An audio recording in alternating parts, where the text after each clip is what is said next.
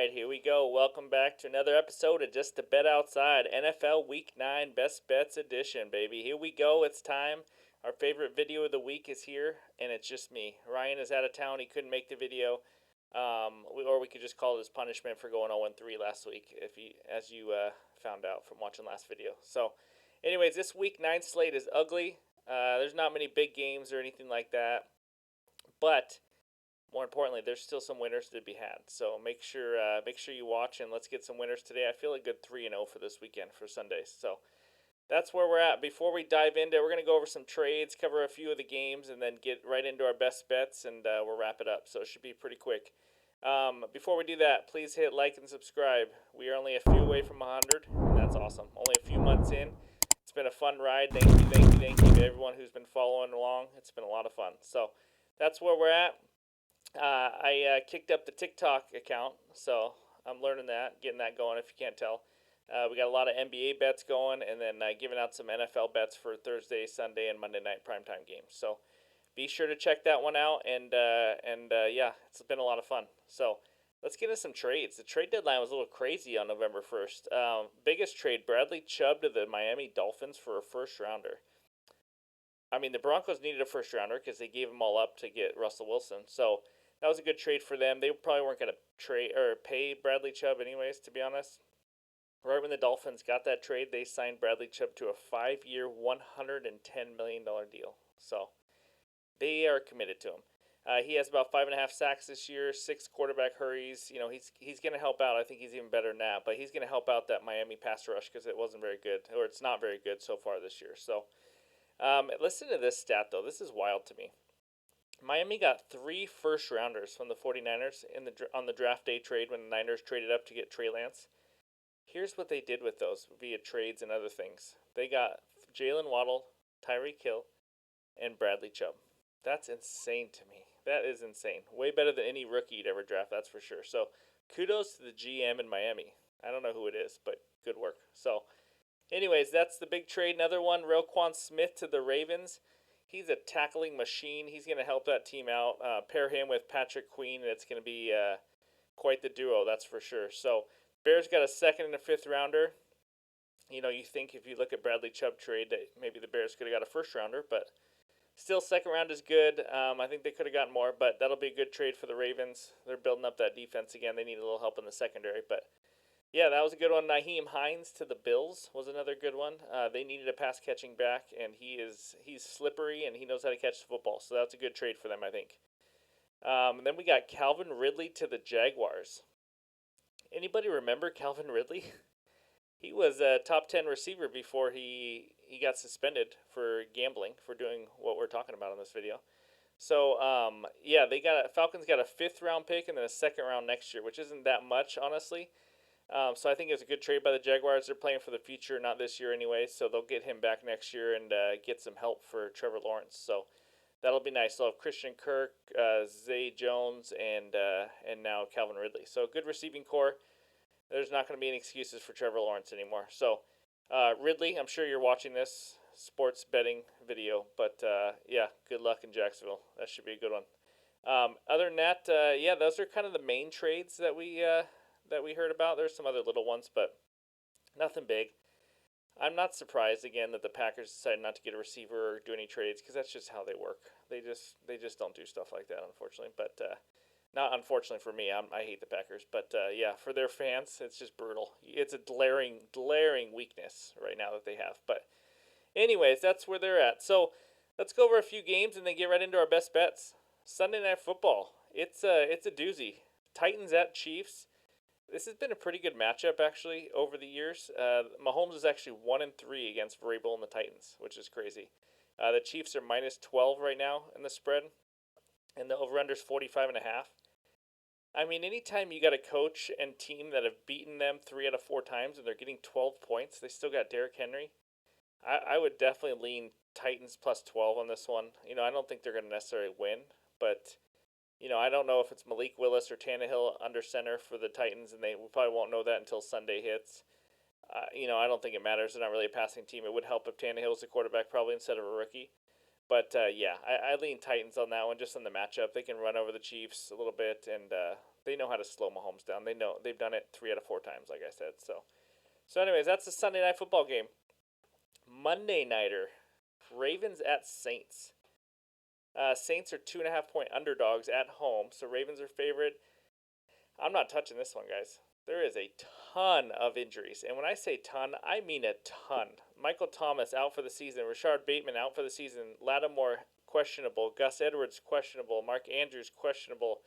I mean, these are like the top of the top guys for these teams. So, you can't really commit to really anything in this game until you know who's going to be playing. I think Andy Dalton's at quarterback again. I mean, their big weapon is Kamara. Obviously, they've been getting him the ball a lot more. Yeah, when Jameis plays, Kamara barely gets catches, and then when Dalton plays, I don't think he's had less than 6 catches ever. I think he had like 9 catches last game. So obviously Dalton knows how to use his weapons. I do think Roquan and Queen and that Ravens D will be able to slow down Kamara a little bit in this matchup, so that's why I lean under 48. And the Ravens offense is hit and miss. They're not going to just light up the scoreboard or anything. So, yeah, that's where I lean. But, yeah, I'll have a bet for you on Instagram, TikTok, all that for Monday Night Football and Sunday night. So, one other game real quick before best bets, Rams and Bucks. Whew, baby. Talk about two teams that are supposed to be in the Super Bowl and just absolutely suck right now. I mean, they just suck.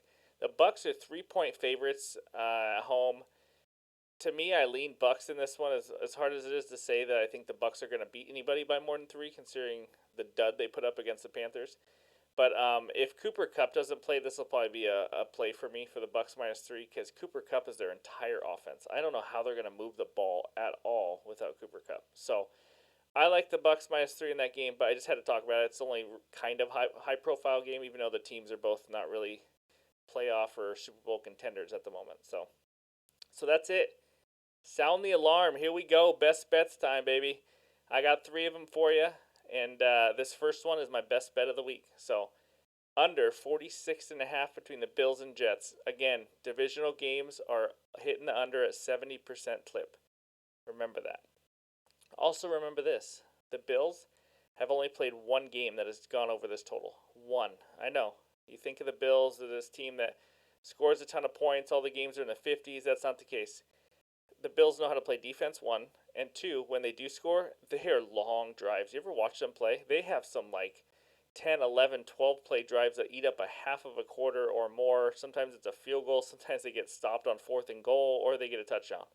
But this Jets team, God, I can't even see them getting more than 10 points, to be honest with you. I mean, Zach Wilson is horrendous. Just absolutely doesn't know how to be an NFL quarterback. And he won't be for long. No Breece Hall. They lost one of their offensive linemen. As you could tell last week, this Jets offense is going downhill quick. So I don't see how this game. I mean, I don't even see it breaking 40, really, to be honest with you. So, it's been kind of the trend in Bills games because the books haven't really caught up to the fact that they don't actually play high-scoring games. So these are 2 top 10 defenses. Jets can play some defense.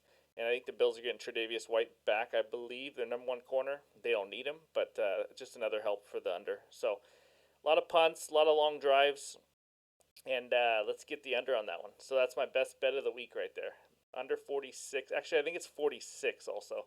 Bills and Jets. It was 46.5 when I was about to do this, but we put 46 because the line moved again lower. So anyways, that's bet number 1. Bet number 2, Dolphins team total under 24.5. We are 2-0 on team totals this year, I believe. And let's make it 3, but this time we're going to have to do it with an under. I mean, they're playing in Chicago. Games are not really high scoring in Chicago, if you don't know that already. The Dolphins have only gone over this total once. If you look back at their schedule, you're going to say, no, Steven, they've gone over this twice.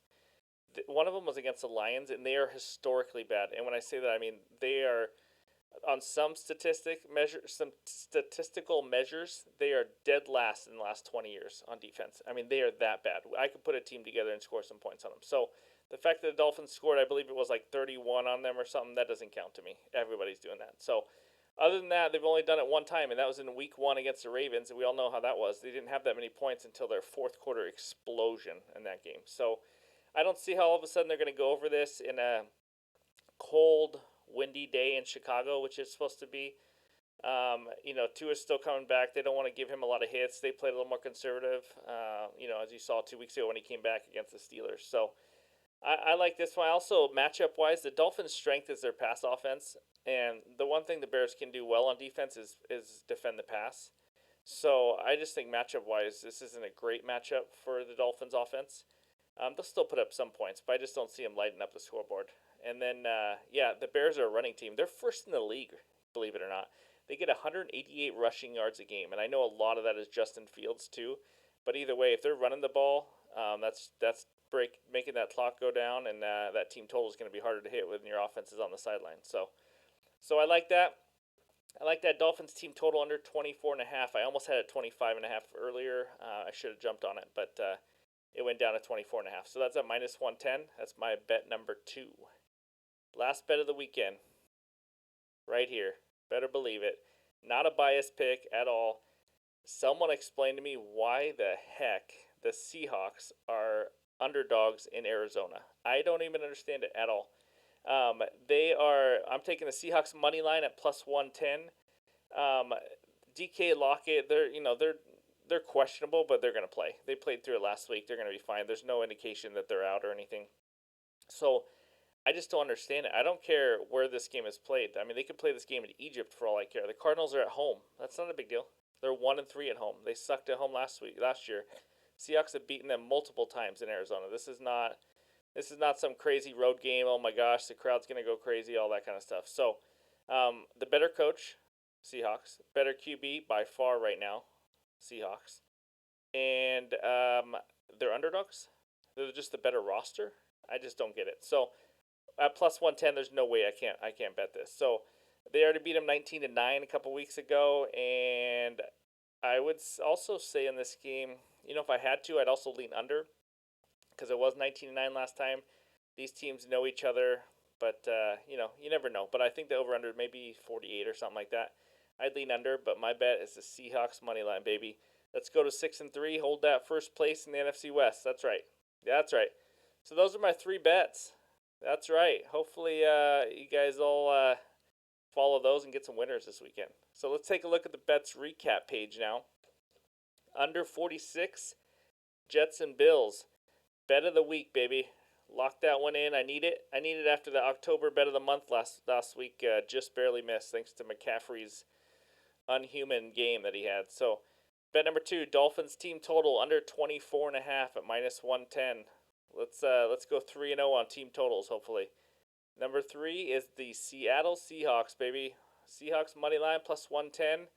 Lock that one in, and the Eagles already lost because for some reason they decided to be tied at halftime, as of this recording, to the Texans. I have no idea how, but so they blew it. So we're going to need to go 3-0 on Sunday to catch up, which I think we can do. So anyways, if I didn't cover a game, let me know.